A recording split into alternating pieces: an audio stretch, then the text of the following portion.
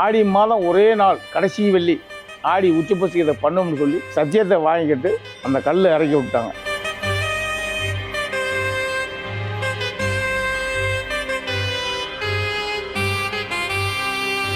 ஒரு நாளைக்கு 7 சூழி பொண்ணு, 7 கருங்கடை, 7 செங்கடை, 7 பல்லாத்தங்கடை, 7 மூணு அரிசி போட்டு சமைச்சு அவங்களுக்கு போடுறாங்க. ராத்திரி வந்து என்கிட்ட பேசிட்டு திரும்ப பண்ணிச்சு, ஏன்டா எனக்கு வந்து பொங்கல் வைக்கல, ஏன்டா அது வந்துட்டு என்னை கண்டுக்கிறது நீங்கள், ஏன் என் சண்டைக்கு வரல அப்படின்னு சொல்லிட்டு அதனால் நான் வந்தேன்.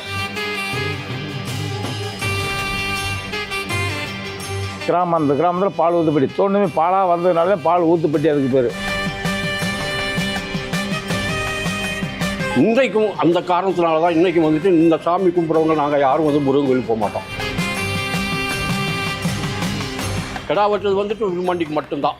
அன்றைக்கி வந்துட்டு நம்ம வந்து இப்போ மாயனை வந்துட்டு திரையை போட்டு மூடிடுவோம், இல்லைன்னா கதை போட்டு அடைச்சிடுவோம். அவருக்கு இந்த ரத்த வாடை பிடிக்காது. அவரை வந்து சாமானியம் பார்க்க முடியாது. அங்கே வந்து அவருக்கு சுடலமாட நேமல் இருக்கார்.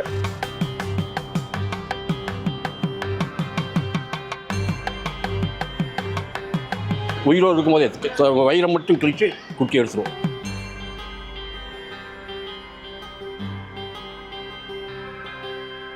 தமிழ்நாட்டின் கிராமப்புறங்களில் இருக்க பல்லாயிரக்கணக்கான கோவில்களும் மற்றும் தெய்வங்களின் கதைகளும் இன்னும் பெரிய அளவில் பேசப்படாமலே தான் இருக்குது. அந்த தெய்வங்களோட வரலாறுன்றது தலைமுறைகள் கடந்து சொல்லப்படுற வாய்வழி கதைகள் தான். அப்படிப்பட்ட கோவில்களில் ஒன்று தான் மதுரையிலேருந்து 30 கிலோமீட்டர் தொலைவில் உள்ள கருமாத்தூர் கிராமத்தில் இருக்க விருமாண்டி கோவில். மதுரையினதும் மீனாட்சி அம்மன் அழகருக்கு அடுத்ததாக நினைவுக்கு வர்ற விருமாண்டி தெய்வத்தோட கதை இதுதான். என் பேர் சீனி, எக்ஸ் மேன். 28 இயர்ஸ் சர்வீஸ் பண்ணிவிட்டு ஆஸ்பர் வாழையடி வாழையை வந்து எங்கள் அப்பாவுக்கு பிறகு நான் வந்து இப்போ புதுசாக வந்திருக்கிறேன். விருமாண்டி, பெருமாள், மாயன், பேச்சுமா எல்லாம் வந்துட்டு வடக்கிருந்து வர்றாங்க. வடக்கிருந்து வரும்போது கடுங்காஞ்சி கம்மாக்கிட்ட வந்து இருட்டி போகுது. அப்போ அங்கே டேரா போடுறாங்க. அங்கே வந்துட்டு கொக்கோலத்து பக்கத்தில் பேக்காமன்னு சொல்லிட்டு ஒரு சாமி இருக்குது. அவருக்கு பொறுக்கலை. அவர் வந்துட்டு மாட்டு குடலை வந்துட்டு மாலையாக போட்டுக்கிட்டு இவங்களை வந்து விரட்ட வந்துடுறாரு. விரட்ட வரும்போது எல்லாம் வந்துட்டு நீங்களாம் போயிடுங்க, என் எல்லையில் இருக்கக்கூடாது, நீ ஒரு பெண் தெய்வமாக இருக்கிறதுனால நீ மட்டும் இருந்துட்டு காலையில் போயிடுன்னு சொல்லிட்டு பேச்சு முடிச்சுடுறாரு. விருமாண்டியும் மாயனும் போயிடுறாங்க. போனவுடனே அப்புறம் இந்த வந்துட்டு காலையில் வந்துட்டு விரட்டிட்டாங்க. பேச்சம்மா வந்துட்டு நம்மளை வந்து உணவு விட்டால் வேறு நம்மளை காப்பாற்றுறதுக்கு யாரும் இல்லை அப்படின்னு சொல்லிட்டு ஒரு கூப்பிட போகுது. அப்படி அங்கே போய் அண்ணனை கூப்பிட போகும்போது அங்கே அண்ணன் வந்து 7 சுற்றி கோட்டை 6 கோட்டையில் வந்து அங்கே வந்து கோட்டையில் தங்கிக்கிறாரு.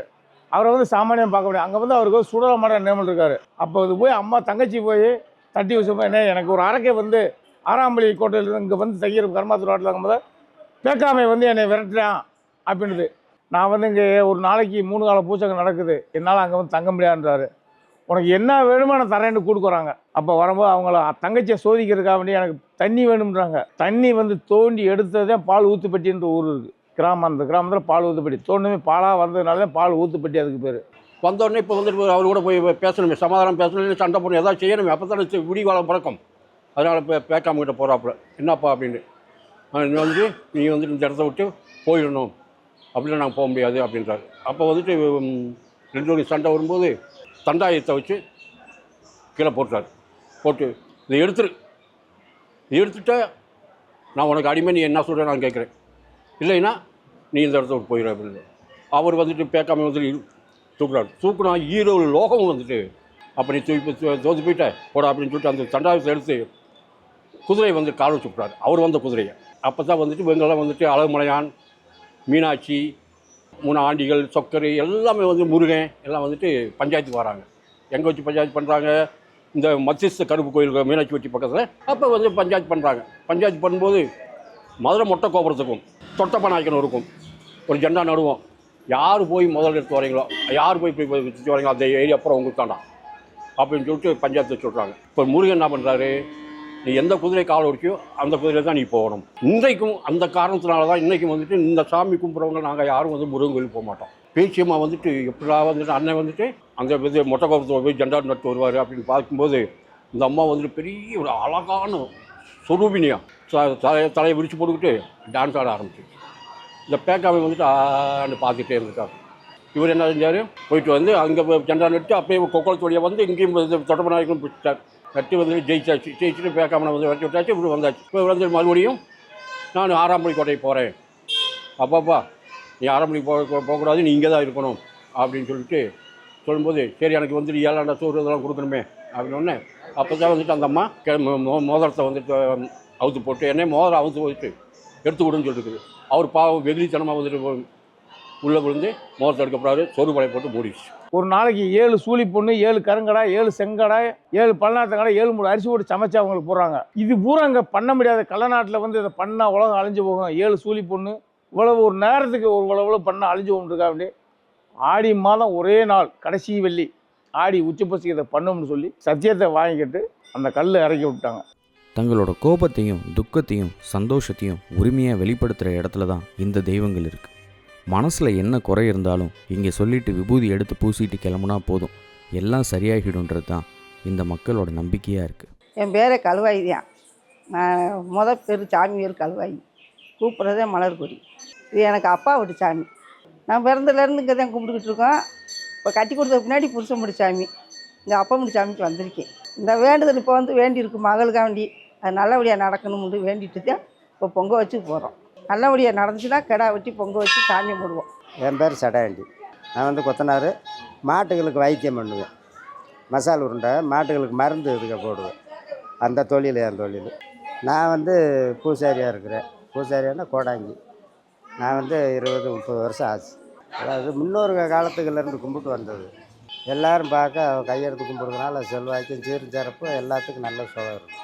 ரொம்ப ஒன்றும் முடியாமல் இருப்பாங்க, அவங்களுக்கு வந்து வேண்டுதிட்டு போவாங்க, அவங்களுக்கு எல்லாம் நல்லா இருக்கும். குலதெய்வம்னா வந்து கழுவன் சாமியை கும்பிடுவோம், அடுத்து விருமாண்டி, அடுத்து மாயாண்டி, அடுத்து பேச்சு சாமி கும்பிடுவோம். மாதத்துக்கு ஒரு தடவை வருவோம், நல்லாயிருக்கும். இந்த மாதிரி தொந்தரவு கொடுத்துருக்காரு விருமாண்டி சாமி. சூழி பொண்ணு, சூழி மாடு, ஆடு இதெல்லாம் பலி கேட்டதுனால பேச்சி அம்மா வந்து உலகம் தாங்காது அப்படின்னு சொல்லி இந்த இடத்துல கிணத்துல போட்டு மோதிரத்தை உள்ளே போட்டு இந்த மாதிரி மோதிரத்தை எடுத்து கொடுப்பான்னு சொல்லி கிணத்துல போட்டு மூடிட்டாங்க அப்படின்னு சொல்லுவாங்க. நாங்கள் பிறந்தலேருந்து இங்கே தான் சார் வரோம்.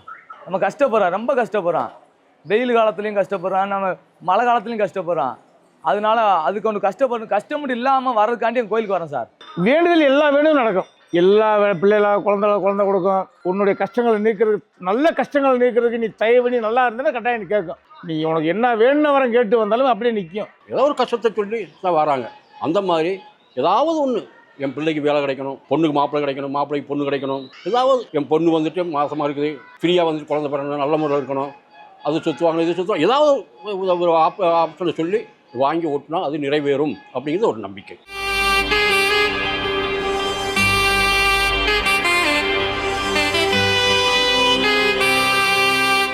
மகா சிவராத்திரி 3 நாள் பூஜை, அமாவாசை அன்றைக்கி 3 பொங்கல் வச்சு அமாவாசை பூஜை நடக்கும். அதே நைட்டு 9:30 மணிக்கு மேலே சூழி ஆடு, குட்டி உள்ள ஆடு, அதை கொண்டு வந்து இங்கே வச்சு அதை வந்து இப்போ உயிரோடு இருக்கும்போதே வயிறை மட்டும் கிழிச்சு குட்டி எடுத்துருவோம். சூழி பொண்ணு சூழி ஆடு சாப்பிட்றதுனால இங்கே பேச்சியம்மாவுக்கு இதை முடிச்சதுமே என்னன்னா, அந்த 12 பெட்டியில் ஏதாச்சும் ஒரு 22 கிராமத்தில் ஏதாச்சும் ஒரு சூழி பொண்ணு எடுக்கும். அது அவரை சேர்ந்தது. நாங்கள் 5 நாள் சாட்டுவோம்.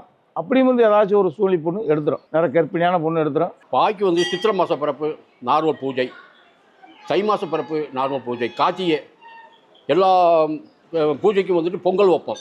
பட் கார்த்திகை மாதம் தீபத்தை கார்த்திகை தீப பூஜைக்கு மட்டும் பொங்கல் வைக்க மாட்டோம், வெறும் தேங்காய் பழம் தான்.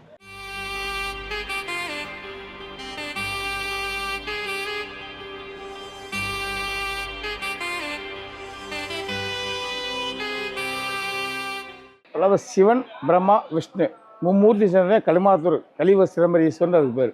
எல்லாம் சேர்ந்து வந்து இந்த அம்மா பேச்சியம்மாள். கிடா வெட்டுறது வந்துட்டு விருமாண்டிக்கு மட்டும்தான். அன்றைக்கி வந்துட்டு நம்ம வந்து இப்போ மாயனை வந்துட்டு திரையை போட்டு மூடிடுவோம், இல்லைன்னா கதை போட்டு அடைச்சிடுவோம். அவருக்கு இந்த ரத்த வாடை பிடிக்காது. இங்கே விருமாண்டி பிரம்மாவாகவும் மாயன் விஷ்ணுவாகவும் பேச்சி பார்வதியாகவும் சொல்லப்படுறாங்க. நம்மளில் ஒருத்தவங்களாக வாழ்ந்து மறைஞ்ச இந்த தெய்வங்கள் எப்போ பிரம்மா, விஷ்ணு, பார்வதியாக மாறினாங்கன்றது நமக்கு சொல்லப்படாத ஒரு அரசியல் கலந்த வரலாறு. அதெல்லாம் ஒரு பக்கம் இருக்க, இந்த தெய்வங்கள் மேலே மக்களுக்கு இருக்க நம்பிக்கை தான் முக்கியமானது.